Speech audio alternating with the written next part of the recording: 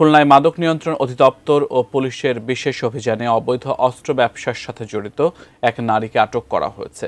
এ সময় জব্দ করা হয় 2টি বিদেশি পিস্তল, 3টি রিভলভার ও 96 রাউন্ড গুলি। ঈদ উপলক্ষে দেশে বিশৃঙ্খলার কাজে এসব অস্ত্র ভারত থেকে সাতক্ষীরা ও খুলনা হয়ে ঢাকা আসছিল। খুলনা বিভাগীয় প্রতিনিধি মোহাম্মদ অসীমের তথ্য ও ছবিতে বিস্তারিত দেখুন ডেস্ক রিপোর্টে।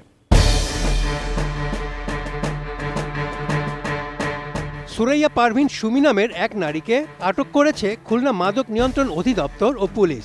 শনিবার সকালে মহানগরীর খুলনা সাতক্ষীরা সড়কের নিজ খামার এলাকা থেকে তাকে আটক করা হয়। পুলিশ জানায়, মাদকদ্রব্য নিয়ন্ত্রণ অধিদপ্তর ও পুলিশের যৌথ উদ্যোগে ওই এলাকায় চেকপোস্ট বসানো হয়েছিল।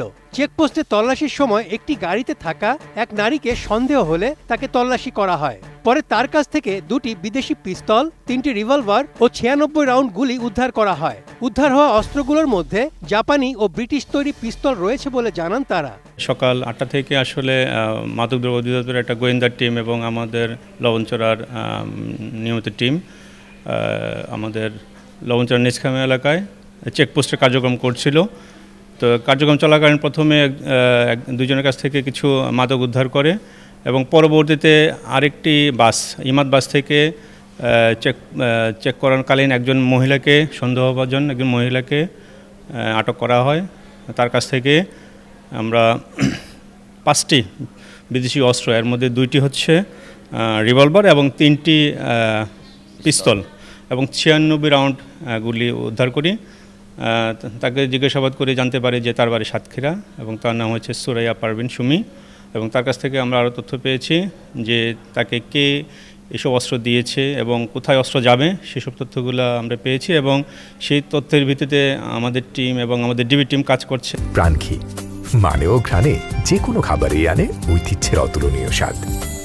প্রাণঘি ঘ্রাণেই পরিচিত। পুলিশ জানিয়েছে, অস্ত্রগুলো ঈদ উপলক্ষে দেশে বিশৃঙ্খলার কাজে ভারত থেকে সাতক্ষীরা খুলনা হয়ে ঢাকা যাচ্ছিল।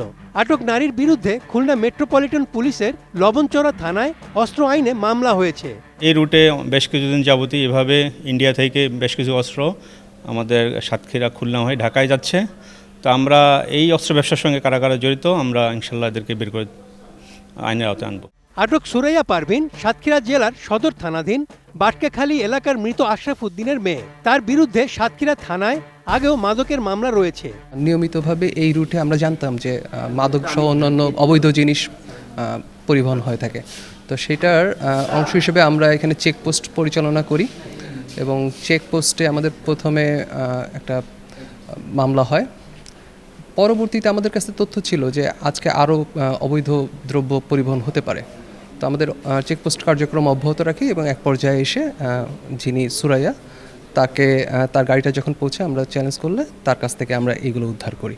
অস্ত্রগুলো সাতক্ষীরার কার কাছ থেকে নিয়ে কোথায় দেওয়ার উদ্দেশ্যে বহন করা হচ্ছিল সে বিষয়গুলো গুরুত্ব দিচ্ছে পুলিশ। এছাড়া ওই নারীর কাছ থেকে অস্ত্র ও গুলি উদ্ধারের ঘটনায় আরও যারা জড়িত তাদের বিষয়টিও তদন্ত করে দেখা হচ্ছে বলে জানায় প্রশাসন। Desk report, ATN news.